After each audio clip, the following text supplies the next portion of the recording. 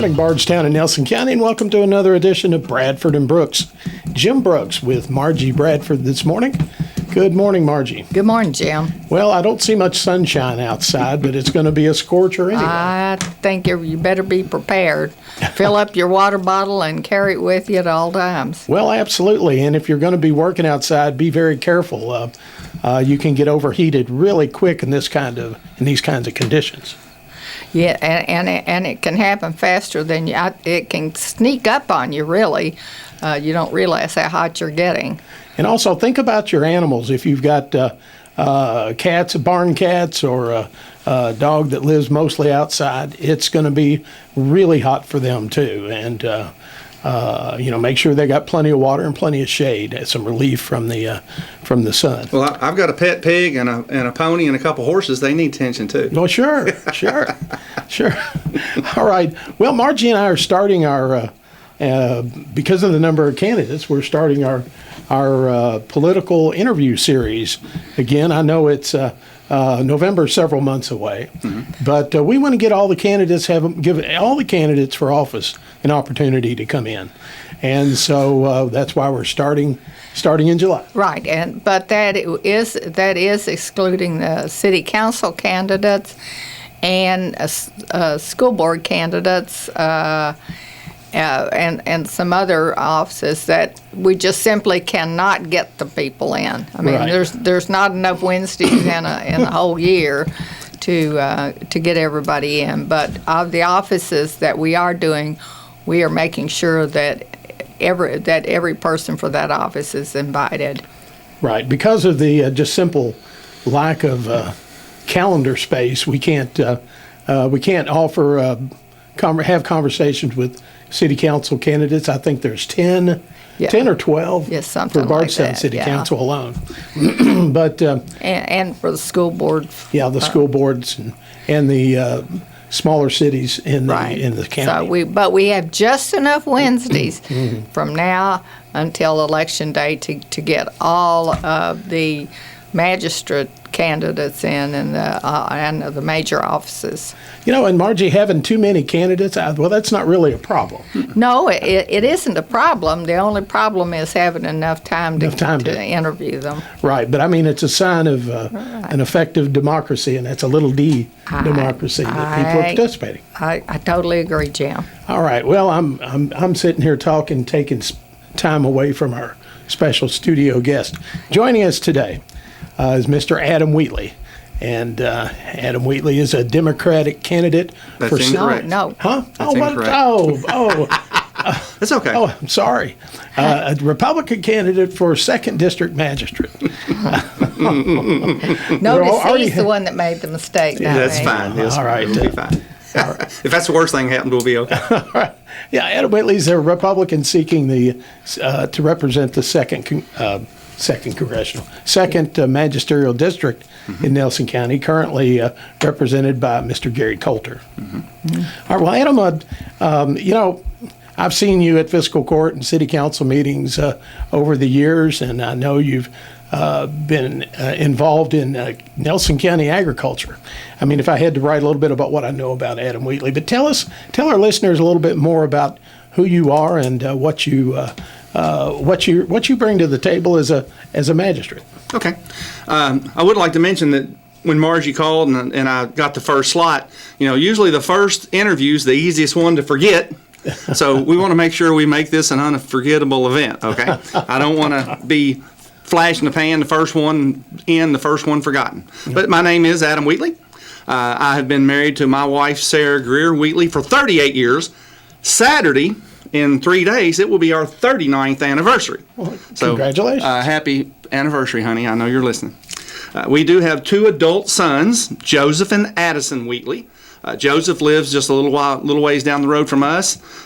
He is works in the lab at Bardstown Bourbon Company here in Bardstown.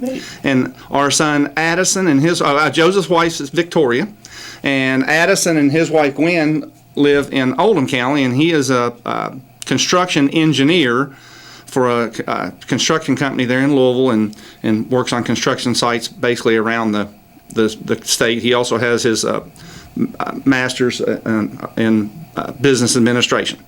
We have 2 grandchildren, 1 son and 1 daughter. The granddaughter is 2.5, soon to be 3 years old, and she is quite a handful. Anybody that sat behind us in church understands that. Our grandson is 2 months old, and they are the 11th generation of each of our family to call Nelson County home. Sarah's family came to Nelson County in 1790. My family came here in 1788, both on Revolutionary War land grants. My great-great-great-grandfather was a captain in the Revolutionary War. The 2 homes they built in 1788 are in the Civil War Museum, sitting down there in the corner, the Bean Tavern and the Bean Cabin. Really? So, wow. And so we've had family here ever since then. Now, just like a lot of us, when in 1788 we were part of Virginia, and Nelson County was a huge area. And our family kind of spread out what is currently Nelson, Marion, and Washington County. I was actually born in Lebanon. My grandmother was born in Culvertown and raised there. She was a Culver, one of 19 children. But our family has been in this area for a long, long time. Now, that's not the most important thing, because we have people that have been in Nelson County for 2 weeks, and they're just as valuable citizens as anybody.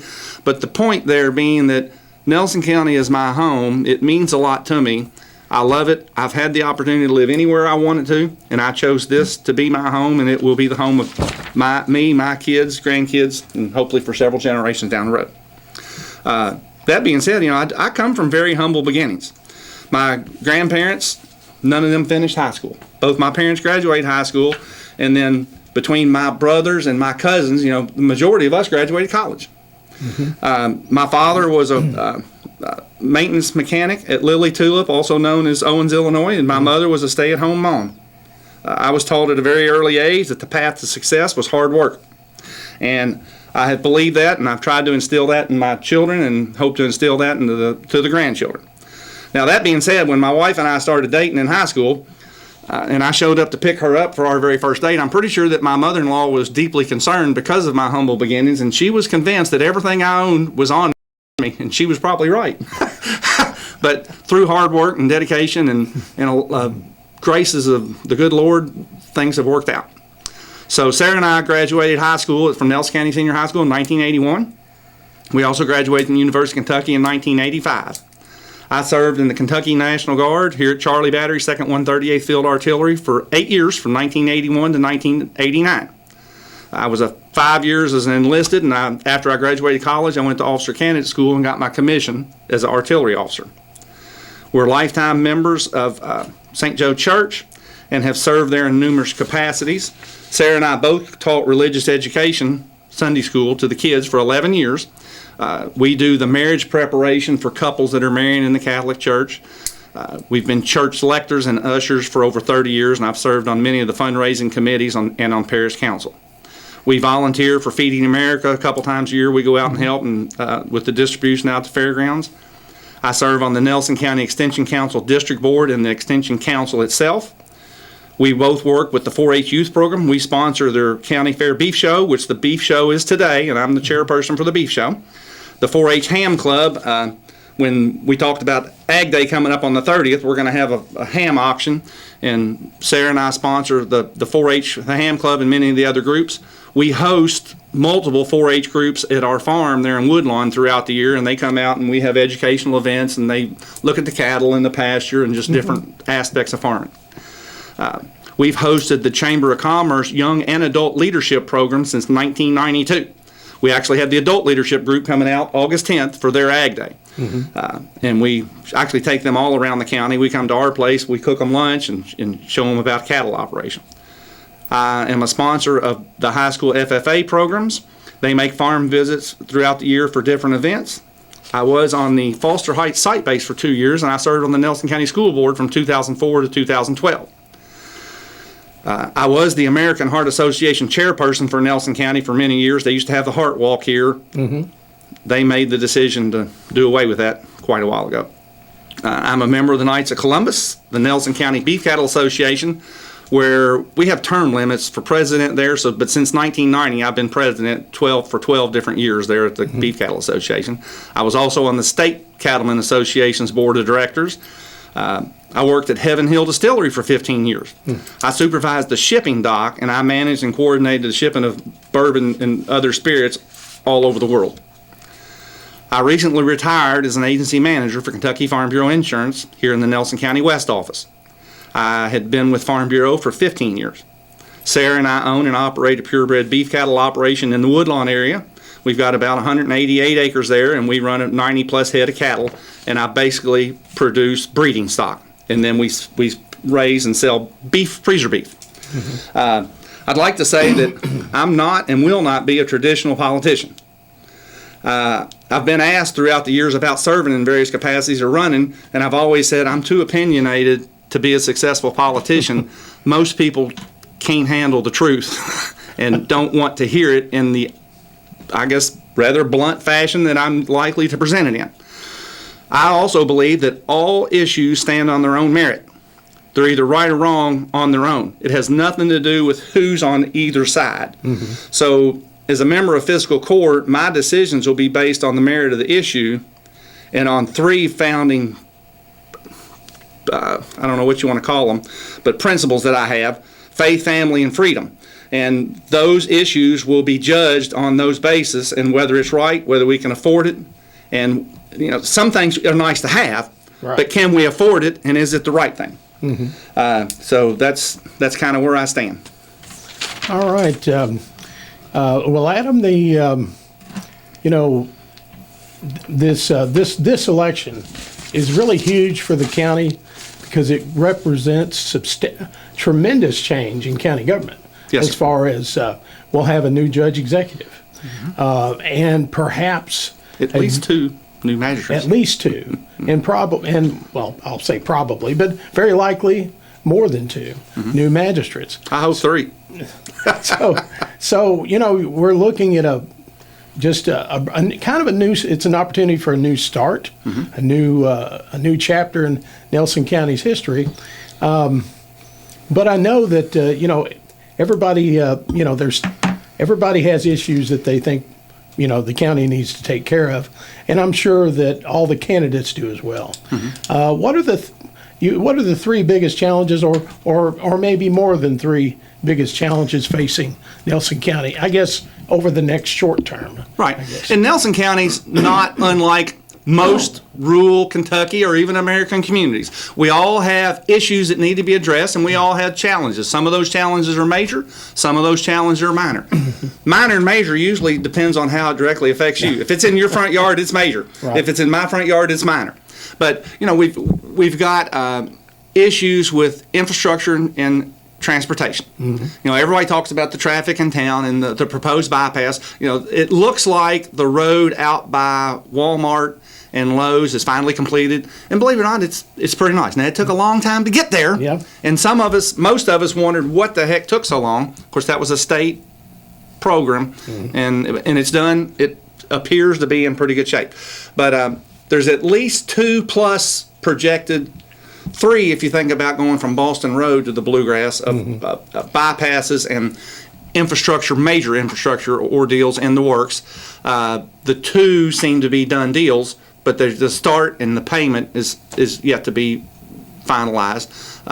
But alleviating the traffic in town is a major thing. Again, I'm in town all the time, and I love our town. Bardstown is a wonderful place. I live about 10 miles out of town. I love the country, but we have a unique community here, and we need to take care of it. But the infrastructure and the roads need to be addressed. Get the big trucks out of here so that it's a safer, quieter area there in the middle of town. The courthouse with the roundabout is not set up for 53-foot tractor trailers. No, and those of us who live here understand if there's a semi ahead of us, we're going to back off and let him have both lanes. You better believe it, because he's going to take it whether you move or not. He's going to need it. Yes, sir. And when I was at Heaven Hill and I worked the shipping docks, of course, I dealt with truck drivers every day. Right. And look, there's good salt of the earth people as there are out there. They've got a job to do, and they're wanting to provide us. We've got to have the trucks. Sure. Everything we consume is brought to us or delivered. Everything we sell gets to somebody by a truck, one way or another. Even to get to a boat or a plane or a train, it's on a truck to get there. So we need that. we need to have safe, reliable transportation for those vehicles, and that would be a priority. Fiscal Court has some say so in that. Of course, state and local, the city as well, and federal. Sure. So that's a priority. Making sure that we have jobs, whether it's industrial jobs or even tech jobs. So when the battery plant comes into Hardin County, there's going to be opportunities for some industrial jobs to supply them, just like the satellite factories are for all the autos, and for even the bourbon industry. There's satellite industry that here.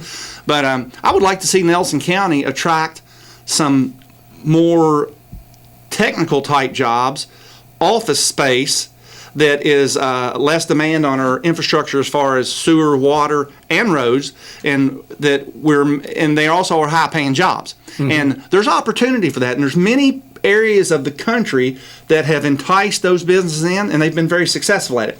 Now, that being said, one of my strengths, I would say, is that when it comes to finding solutions to problems, I see nothing wrong with stealing somebody else's good idea. As a county or a city government, and we've got an issue come up, I would want to look at other communities that had the same problem 5 or 10 years ago and how they addressed it. We may look at 10 different places and 5 of them went well, 2 of them went okay, and 3 of them went outstanding. And I want to find out what they did and steal it and bring it back here so we can make it work the first time instead of the 5th time. What do you see as Fiscal Court's job in expanding those opportunities and acquiring the land and putting in the infrastructure necessary to lure them here? What do you see as their what do you see that Fiscal Court can do?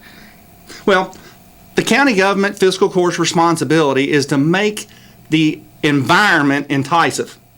It doesn't mean we have to provide them everything. It doesn't mean we have to give them everything. But we need to give the proper incentives to get them in here. It doesn't all have to be tax giveaways, but the infrastructure is one. The roads, the sewer, the water, the hospitality and welcoming them in, I think, is a big thing. And then our surrounding industry that is successful. Success breeds success. So they'll also help bring people in here, and they say, this is a nice community. It's a welcoming community. They welcome success, and we want to be a part of that. So there's a lot of things that can be done, but the footwork is the most important part, and the elbow grease, putting the effort in to attract them in here, and then once you get their interest, sell them on it. Well, Adam, I'm sure you remember when the county bought the current industrial park property, there was some discussion about, investing a lot of money in that property, which was necessary to get the utilities out there, to get gas and everything else out there, and to, would the county ever make that money back? And they did. Well, of course they did. And more that plus some. Yeah, absolutely, absolutely, and the community, tremendous benefits. I remember hearing people question, will it ever be full?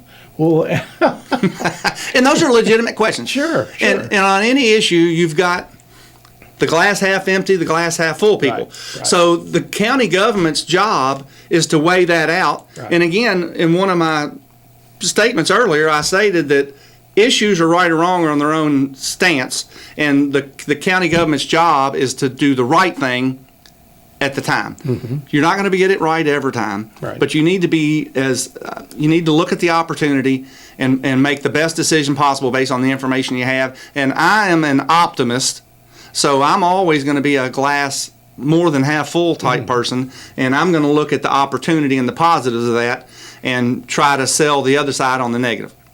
Right. Well, as you said, county government's role is to create that environment for industrial growth. Correct. Or economic growth. So, right. All right. What about other challenges? I know the bypass is sorely needed. I remember I was going down 3rd Street earlier this summer, and of course we have Jonesy's around the town carriage, and he had a semi truck in front of him and one behind him. Oh. And I just thought, and he had a group with him, and I just thought, well, that's not the look. No, and it's not a very comfortable position for the driver of those horses or those horses. Right. I live in a rural community, and my farm is kind of shaped like an L. Okay, so I've got road frontage here, and then it goes around 2 neighbors, and I've got road frontage on the other end. And there's actually a mile of blacktop between the entrances. So often I'm on the road moving hay and equipment. I don't move the cattle along the road intentionally. It has happened. But I'm on the road, and you get a lot of traffic, and you've got to be leery of that. And one thing about being in a unique community where you've got the residential, the industry, and the agricultural mix, everybody's got to work to get along. Right. But we need to keep those big trucks out of town for that very thing. It's a safety, it's aesthetics, and it's just an overall quality of life. Well, tourism is big in this county. Yes. So, it's a detriment to the tourists who come, who are trying to battle that roundabout with those big semis, and it does detract from the general. It does. But I will say, so I've got attractiveness of the family in town. town right now from Florida. Yeah. And yesterday we had lunch. I had to do a little bit of business, so we were in and out of actually 2 banks, Hearst Drug Store, went to T&T, and we went into the courthouse, into the chamber and the tourist office. And I will say, when you on foot and you're crossing the crosswalks, the drivers are extremely, extremely patient and cooperative, and it's a very genteel situation, and I think it's tremendous. But when so I live 12 miles out of town. So there's a different mix from rural versus, and I don't even call it urban, but it's a small town feel. And again, I want to do whatever it takes to preserve that. But when you talked about the history part, a lot of times we lose track of the history that's out in the county. Yes. Now, I've told you we have adult and youth leaders and then 4-H and FFA groups out to the farm every year, multiple times. And one of the things I make a point is to point out, just in my area of Woodlawn, and I'm right near the Washington County line, but you know that directly across from me is a house that has been a continual residence. It was built in 1788. The same guy built it that 8 or 10 years later built my old Kentucky home. The same builder. The bricks were all made on site, and that was a revolutionary land grant that was 12,500 acres at one time. Okay? So there's a lot of history out in the county that doesn't necessarily get the limelight that I think we need to keep in mind. And my wife's family, their farm is on the river there, and it's never been deeded out of their family since recorded deeds have been made. And the house that my mother-in-law lives in was built in 1865. The farm was deeded to them in 1853. But before that, it was wilderness. So we've got a lot of rural history heritage that is underdeveloped and underappreciated that I think needs to be looked at and made more prominent in our tourism. Well, Adam, what about county finances? I know that I tell you, I get a copy of the county budget, and really, unless you have County Treasurer Rhonda Fenwick next to you, it's hard to. I've got a copy of it right here. It's 75 pages long, or more. It takes a little translation. Yes, sir. But I will tell you that I appreciate Rhonda because she can translate all the financial numbers into terms a journalist can understand. Oh, she can get that simple. That's right. That's simple. But what do you? Judge Watts has periodically over the last several years warned of the rising expenses of the Nelson County Jail, the subsidies going to the Nelson County EMS, and that at some point the county may be faced with needing more revenue or making cuts or whatever changes would need to be made. Any thoughts about that? I don't think it's in the immediate future. No, but one that you left out is sheriff's aid. Oh, sheriff's office. So there is a definite need, and everybody out there has a household budget. Okay, so the county has a budget. Now, it's your household budgets, and they're not nearly on that level. But every week, every month, you have to look at what bills are due, what needs to be paid first, and hopefully they all get paid, and then what's left is what you survive on. Right. And the budget has always been contentious and tight and difficult, and it will be until the end of time.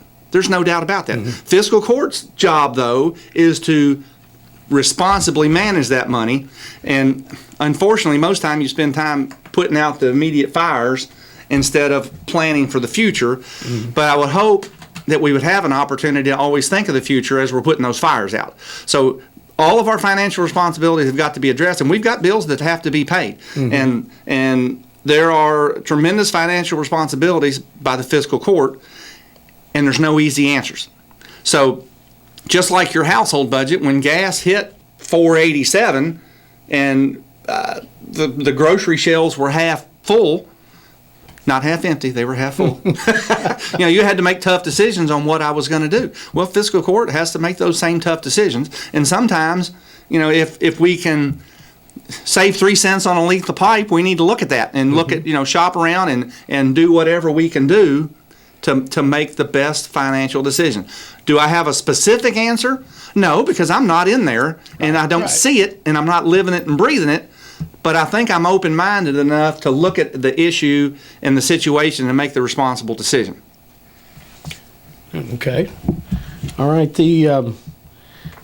Speaking of the sheriff's office, I know that, and this is going to kind of be an unresolved issue that Sheriff Raymond Pinaroro brought up about increasing the deputies' pay. Specifically, the deputies that are on the road patrol, the ones that provide law enforcement and on the road, to make their pay more competitive, because it's getting harder and harder to retain deputies because other agencies pay better. Yes. And I think that's not an uncommon problem, I think. And I mean, we've seen wages over the last 2.5 years. I mean, even at fast food places, jump significantly as workplaces struggle to to retain employees. Any thoughts about the sheriff's office? Well, so I talked about guiding principles, the faith, family, freedom. On my card in the literature, law and order is certainly one of those. A community without law and order is not a community. So it's certainly a priority, and it needs to be in the top 1, 2, or 3 of issues addressed, because if we don't have that, we have nothing else. You've got to have a starting point. So we've got to creatively find the resources to bring those pay standards up to par with other agencies and surrounding counties. It's tough, and it's going to be tough. There are no easy answers. I think that what I bring to the table is the problem-solving skills that could help find those answers. As difficult as they may be, we've got to come together and solve this problem. Now, there are untapped resources is not the proper term. There are avenues to look at. Again, when I mentioned looking at other communities that have success in these areas, let's look at what they've done and see if we can't steal an idea here, an idea there, put 2 or 3 together and make this situation better. But I've spoken with the sheriff about this a couple times. I've actually spoken to both county judge candidates about this. It's going to be a priority, not just with this existing fiscal court, but with the next one. And an answer's got to be come up with. We've got to find something to make this better. And, Adam, talking about public safety and all of that kind of thing, all the jailer candidates have, at least in the primary, mentioned about the issues of confronting the jail now. Whether you need a new jail, new upkeep, more on this other. But the one common thing that they did both mention was that what would help them a lot would be a scanner, so that they could not have people overdosing in our, jail inmates overdosing. And that's, of course, not the only issue. But what's your stance on that? I mean, if this evidently would be an expensive proposition. It's going to be expensive, and I think it's kind of a sad state, but we're not the only one with this problem. If you watch the news, everybody in the Louisville viewing area, every jail and prison system has the exact same problem, and apparently none of them can solve it. It doesn't. To me, it seems that we should be able to see if a prisoner is carrying drugs or a weapon into that jail. If a scanner's the answer, maybe we can come up with a creative way to purchase that.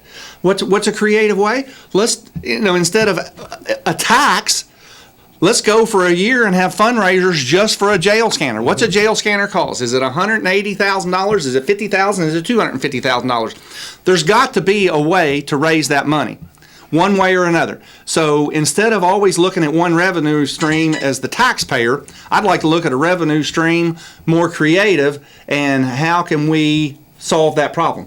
But the size of the jail is also a concern. Now, I'm a law and order candidate, and I believe we need a jail.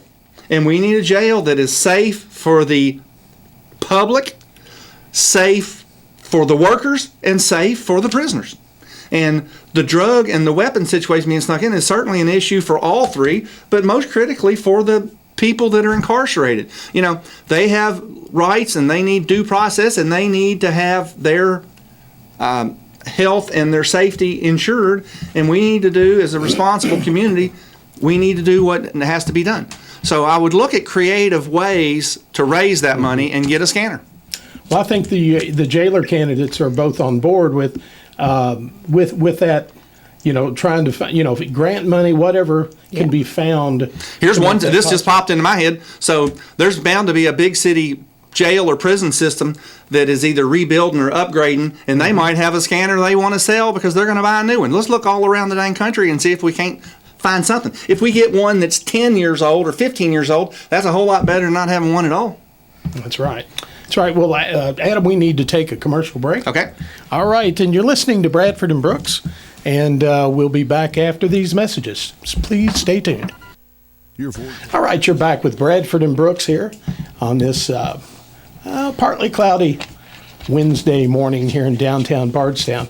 Our special guest today is Adam Wheatley. Adam is a Republican candidate for 2nd District Magistrate, and he'll be on the November ballot. And I know November seems a long ways away, but it really isn't if you're out campaigning. No, and when it's going to be 95 degrees, we look forward to November. Well, Adam, let's get back. We've got about 10 minutes left today. That's not enough time. Yeah.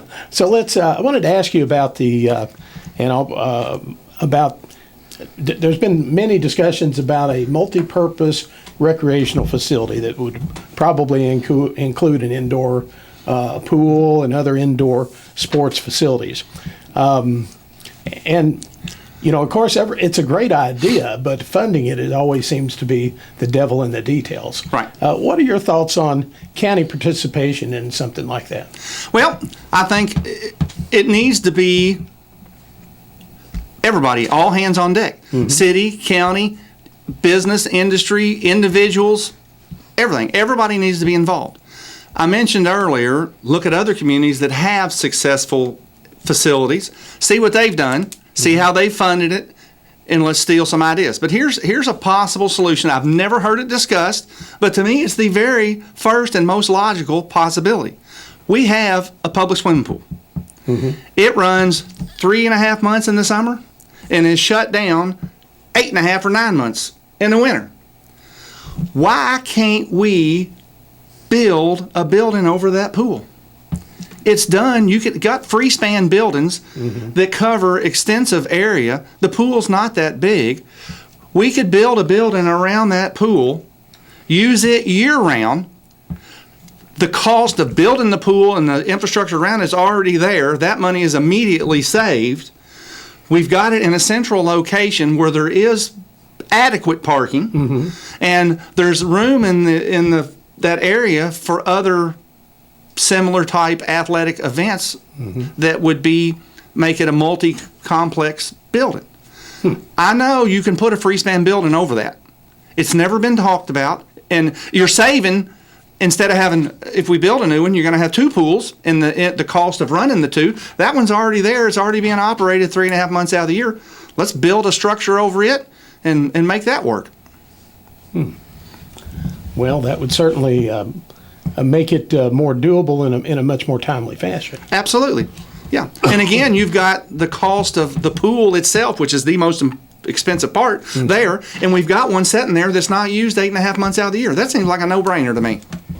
Well, you know, I had years ago, somebody mentioned something like that, and I remember somebody shooting it down. Well, that's not possible, or we can't do that, and I don't know I never heard exactly what. All things are possible. Where there's a will, there's a way. If you're a glass half full kind of person, you can solve that problem. Right. You just need to ask the right people, look at the right options, and get the answer. All right. Okay. All right. There's been discussion about fiscal court meeting times. It's been 9 a.m. on the 2 Tuesdays a month forever. Right. What are your thoughts? Is that now people have to take off work if for some reason they want to go to a fiscal court meeting. Right. And some communities hold their meetings in the evening, like city council. Any thoughts on the current schedule? The current schedule, I have no issues either way. If the public demand is there to make changes in meeting time, I would certainly be open to it. I think that we work for the people, and if the people want that, then we can make that change. Now, if it could also be a revolving or a rotating schedule, and if demand appears to be there, we make the changes, and it's not, then we can make it more user friendly. I understand the 9 o'clock meeting time because all the intertwined elements are working at that point. I'm talking about the government that come in and make reports, and it's more convenient for them if you put it in the evening. The people that help put that meeting together and supply the information and input, that means they're coming in on their free time. But the voters and the taxpayers, it needs to work for them. Right. So I'm open to any idea that works. Make a change or two. If it works, keep it. If it doesn't, go back or have it rotate back and forth. Right. I know that some have mentioned maybe having like once a month or once every 2 months a meeting based in Boston and then in New Haven. I think it would be tremendous. Yeah, I think that would be a great idea. At an evening time. I think that would be a great idea. So Well, this is kind of off the wall, Adam, but do you feel like that the concerns of agriculture get represented enough within county government? Because so many decisions affect what happens. And I think just from my lifetime, I think being a farmer gets more challenging year by year, especially as we see more developments encroaching on what's been traditional farmland. More people, more cars. Any particular thoughts about that? I think that sometimes the agriculture community neglect is not the right term. We don't get the attention we deserve, probably because the majority of agricultural people are busy working from before daylight to after dark and don't take the chance or have the opportunity to come and speak before their representative government. Now, they all know their magistrates, most of them, and any major concerns get some attention brought to. But I think that my background is going to give the rural population a little more of a voice, and I will look at things through that lens and help maybe correct some of the deficits that have occurred. Now, encroachments of the subdivisions coming out, that's part of growth pains.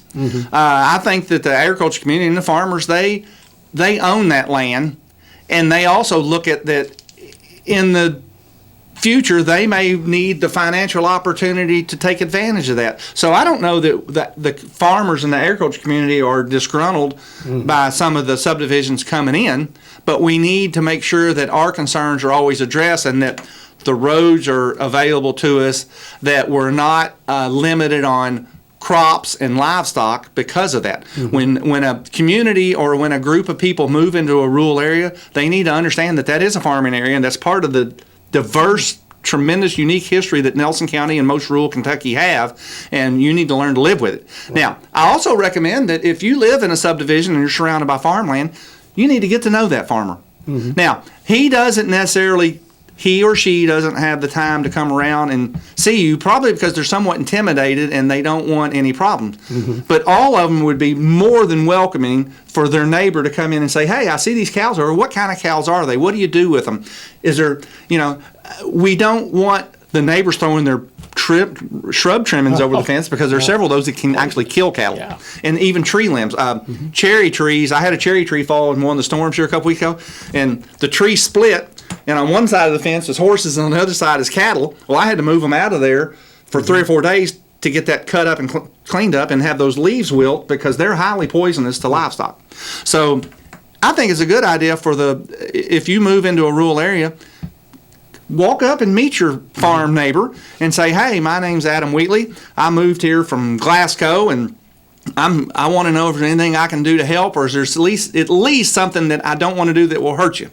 Right. So I think that's a good idea for us to get involved and know our neighbor. All right, well, Adam, we're getting down to the wire here. You've got 2 minutes. We need more time. Well, we'll have to talk to Rolf about that. All right. I would just like to mention, working with a group is difficult because, feelings get hurt and sometimes people are slow to forget. As a leader, it's important to consider everyone's feelings while still completing the task at hand. I think my life experience has prepared me for these situations, and as a member of Fiscal Court, this experience will serve me very well.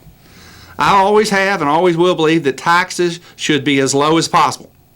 The government's duty is to reasonably and responsibly spend the citizens' tax money. It's imperative that elected officials realize this, that the money belongs to the people who work hard, and I believe as a politician I should spend your tax dollars the way I spend my own money, reasonably and responsibly.